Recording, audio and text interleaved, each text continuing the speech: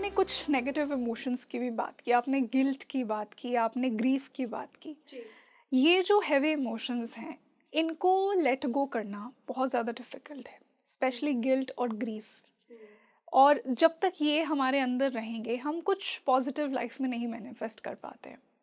Guilt को कैसे let go किया जाए? जो गिल्ट होता है हमारी पास्ट मिस्टेक्स का और अचीव नहीं कर पाने का, गिल्ट कि हम वो इंसान नहीं थे जो हमें होना चाहिए था।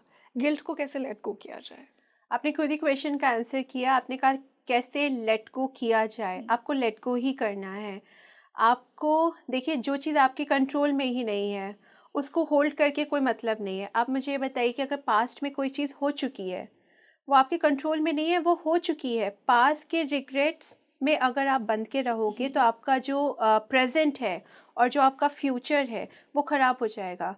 क्योंकि अगर आप उसको नहीं छोड़ोगे, रिग्रेट ही आपको ऐसी अपॉर्च्युनिटी यूनिवर्स देगी जहाँ पे आप प्रेज़ेंट में भी रिग्रेट कर रहे हो और आपके फ्यूचर में भी ऐसी चीज़ें आएँगी जहाँ पे आप रिग्रेट कर रहे हो। कई बार होता है, देखिए मैं आपको एक एग्ज़ाम्पल देती हूँ। अ, आप किसी से मिलिए, वो कहते हैं कि मुझे जितने भी रिलेशनशिप्स मिल रहे हैं एक ही जैसे मिल रहे हैं। हुँ, सेम पैटर्न सेम रिपीट हो रहा है। पैटर्न, हाँ, उनके बॉयफ्रेंड्स में या हस्बैंड हुँ, में या गर्लफ्रेंड्स में रिपीट हो रहा है। क्योंकि आप लेट गो नहीं कर पा रहे हो। आप उस सफ़रिंग से आप कुछ लर्न नहीं कर पा रहे हो, आप पकड़ के रखे हो। जब तक आप अपनी सफ़रिंग से कुछ लर्न नहीं करोगे, तब तक यूनिवर्स आपको वही सेम पैटर्न तब तक रिपीट करता रहेगा, जब तक आप उसको छोड़ के उसे लर्न नहीं कर लेते हो। एक बहुत बड़ी चीज़ है, जो चीज़ हम जज करते हैं लोगों में, वही जजमेंट आपको अपनी लाइफ में मिलता है। ये एक जैसे इसको भी मैं आपको एग्जांपल देके समझाती हूँ। जैसे आप जिम गए, आपको जिम में कोई इंसान दिखा जिसका ओवरवेट है, जो आप जैसे सोचते हो वैसे ड्रेसअप होके नहीं आया है, या आपको लगता है कि ये पर्सन उतना वेल्दी नहीं है जितना आप हो, या अजीब बातें कर रहा है, तो आप उसे जज करना शुरू कर देते हो। कई बार किसी कपल के बीच में लड़ाई हो रही है और आप हुँ, सोचते हो कि यार ये किस टाइप के कपल हैं, ये लड़ते ही रहते हुँ, हैं, या इसका इसके साथ अफेयर क्यों है। ये जितनी भी चीज़ें आप जज कर रहे हो, ये आपकी लाइफ में, आपकी खुद की लाइफ में वापस आएंगी, बिल्कुल। जब तक आप इनको लर्न नहीं करोगे। जब आपने किसी ओवरवेट पर्सन को देखा, द मोमेंट आपने उसको जज किया, उसी वक्त ये साइंटिफिक रिसर्च है कि आपका खुद का मेटाबॉलिज्म डाउन हो जाता है। आप खुद वेट पुट ऑन करना शुरू कर देते हो। तो जो आपने क्वेश्चन मुझसे पूछा, आप लेट को कैसे करो? सबसे पहले तो माइंडफुल रहो, और जो जजमेंट है, आप अपने लिए भी तो जज ही कर रहे हो ना। बिल्कुल। आप अपने आप को जज कर रहे हुँ, हो कि ये हुआ था मेरे हाँ, साथ, फ़ॉरगिव मैं नहीं कर फॉरगिव पा नहीं रहे कर हैं। पा रहा हूँ। हुँ, फॉरगिवनेस हमेशा आपकी खुद के लिए होती है। अगर आप दूसरों को जज नहीं करते हो तो वो खुद आपकी अपने खुद की भलाई के लिए है। तो सबसे पहले जज मत करिए, फॉरगिव कर दीजिए, दूसरों को ही नहीं, अपने आप को भी फॉरगिव कर दीजिए और लेट गो करिए। जो चीज़ आपके कंट्रोल में नहीं है, आप उसे लेट गो करिए। आई थिंक एक बहुत बड़ा रीज़न ये है कि लोग लेट गो नहीं कर पाते हैं क्योंकि जो हमारे बैड जो पास्ट एक्सपीरियंसेस होते हैं, हुँ, वो हमारे अंदर एक ऐसी आइडेंटिटी फॉर्म कर देते हैं जो कि बहुत हेल्दी नहीं होती है। हमारी सेल्फ इमेज बहुत लो हो जाती है। जी।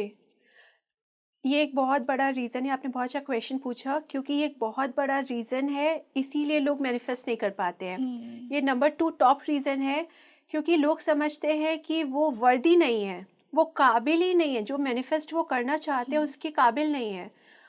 उनका बिलीफ सिस्टम ऐसा बना दिया जाता है, हो सकता है पेरेंट्स के द्वारा, हो सकता है उनके टीचर्स या मेंटर के द्वारा, या स्टूडेंट, मतलब अगर आप स्टूडेंट हो, आपके जो फेलो क्लासमेट हैं उनके द्वारा। जैसे कई बार आप कह देते हो कि अपने बच्चे को ही हम कई बार कह देते हैं ना कि तुम तो यार बहुत बेवकूफ़ हो, ये तुम कभी नहीं कर पाओगे। तो वो एक सेंटेंस जो आपने किसी को बोल दिया, वो उसके दिमाग में घर कर जाता है और वो उसका बिलीफ सिस्टम बनाता है। तो आगे जब वही एडल्ट बनेगा और अपनी लाइफ में कुछ मैनिफेस्ट करने की कोशिश करेगा, तो उसके अंदर क्या चल रहा होगा, back of the mind, subconscious mind में चला गया कि यार मैं तो बहुत बेवकूफ़ हूँ, मैं ये कभी मैनिफेस्ट नहीं कर सकता। हुँ, तो आपकी जो मैनिफेस्टेशन है वो डायरेक्टली रिलेटेड होती है आपके बिलीफ सिस्टम पे। जी। तो आप अंदर चेंज करिए, तभी आपको बाहर चेंज दिखाई पड़ेगा। हुँ, be the change that you wish to see in outer world.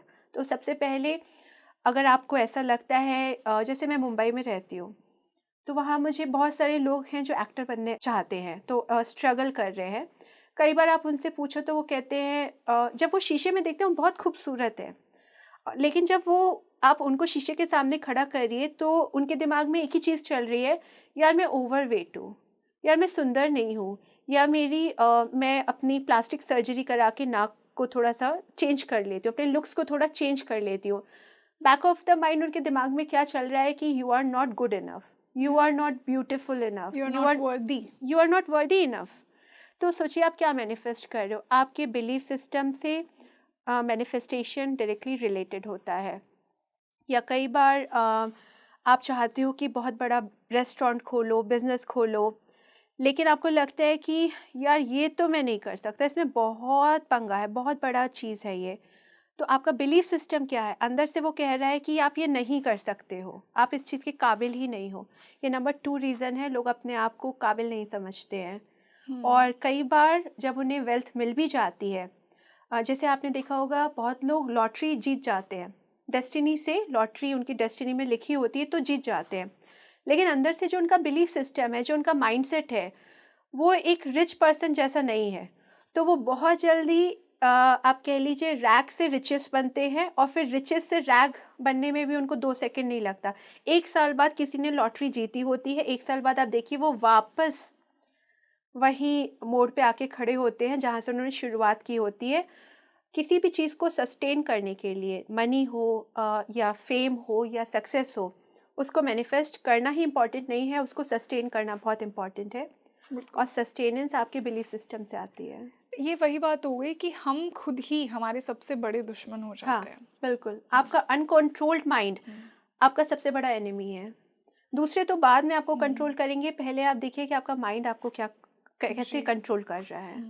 Sneha, कुछ ऐसी हमारी डिज़ायर्स होती हैं जो हमें लगता है कि हम उन्हें पूरा करने यहाँ आए हैं, वो हमारे सोल पर्पस का पार्ट है।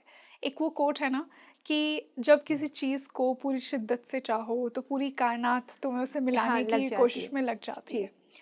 यहीं पे एक सवाल आता है कि हमारे मन में बहुत सी इच्छाएं होती हैं, एक हुँ। ड्रीम को पूरा करने की, कुछ बनने की, एक इंसान को पाने की। हमें एक्चुअली ये क्लैरिटी कैसे मिलेगी कि ये इंसान सच में मेरे लिए बना है, ये ड्रीम सच में मेरे लिए बना है, और क्या मुझे इसको मैनिफेस्ट करने के लिए लाइफ में एक्शन तो करना ही है, कॉन्शियस मैनिफेस्टेशन भी करना चाहिए। ये क्लैरिटी बहुत ज़रूरी है। हम गलत लोगों को पसंद करते हैं, हम गलत करियर्स के पीछे भागते हैं। तो ये क्लैरिटी कैसे मिले कि ये इंसान मेरा है, ये वर्क मैं करने के लिए बनी हूँ या बना हूँ। किसी सक्सेसफुल पर्सन से आप पूछिए कि आप कैसे सक्सेसफुल बने, तो वो आपको बोलेगा आपको यहाँ पे पहुँच के सिर्फ़ आपको मेरी सक्सेस दिख रही है। वो एक टाइम जब मैं आपको सक्सेसफुल नज़र आ रहा हूँ, आपको तब दिख रहा है, लेकिन यहाँ तक पहुँचने के लिए मैं कितनी बार फ़ेल हुआ हूँ, इस पहाड़ पे चलने के लिए मैं कितनी बार नीचे गिरा हूँ, ये आपको नहीं दिखता है। तो जो आपने क्वेश्चन पूछा, देखिए फेलियर इनएविटेबल है और यूनिवर्स का नियम ही यही है। इसको कहते हैं लॉ ऑफ डुअलिटी। डुअलिटी का मतलब है कि जब फेलियर है तभी सक्सेस है, और जब तक आपको फेलियर नहीं पता चलेगा तब तक आपको सक्सेस क्या होती है वो भी पता नहीं चलेगा। आपने रिलेशनशिप्स की बात की, जब तक आपको ये नहीं पता चलेगा कि ये इंसान मेरे लिए नहीं बना है, या ये पर्सन मेरे सोल मिशन से उसमें कहीं अलाइन नहीं हो रहा है, या ये पर्सन अच्छा ही नहीं है, आप नॉर्मल लैंग्वेज में कह लीजिए ये पर्सन अच्छा ही नहीं है। तो जब आपको राइट पर्सन मिलेगा तो आपको कैसे पता चलेगा कि ये राइट है? क्योंकि उससे पहले आप रॉन्ग पर्सन से मिल चुके होंगे, तो आपको पता चलेगा कि ये रॉन्ग था, ये मुझे नहीं चाहिए अपनी लाइफ में, और ये पर्सन फिट हो रहा है, ये मुझे चाहिए। तो यूनिवर्स हमेशा डुअलिटी में वर्क करती है, फेलियर से घबराना नहीं है आपको। आप फेल होइए, कोई प्रॉब्लम नहीं है, फेल जब आप होगे तभी आपको सक्सेस मिलेगी। तो आपकी जो लाइफ है वो बहुत डेस्टाइन्ड है। अगर फेलियर भी लिखा है तो आप घबराइए मत, आप गिव अप मत करिए, आप बढ़ते जाइए, अपने मिशन पे बढ़ते जाइए, और हर फेलियर से आप कुछ सीखिए। जब तक आप सीखेंगे नहीं तब तक आप आगे नहीं बढ़ेंगे और फेल होते रहेंगे। जब आप सीख लेंगे, आपकी सोल को जितना कुछ सीखना था फेलियर से, जब वो आप सीख लेंगे तो आपकी ऑटोमेटिकली जो आपका मिशन है, जो आपकी सक्सेस है, वो आपको मिल जाएगी।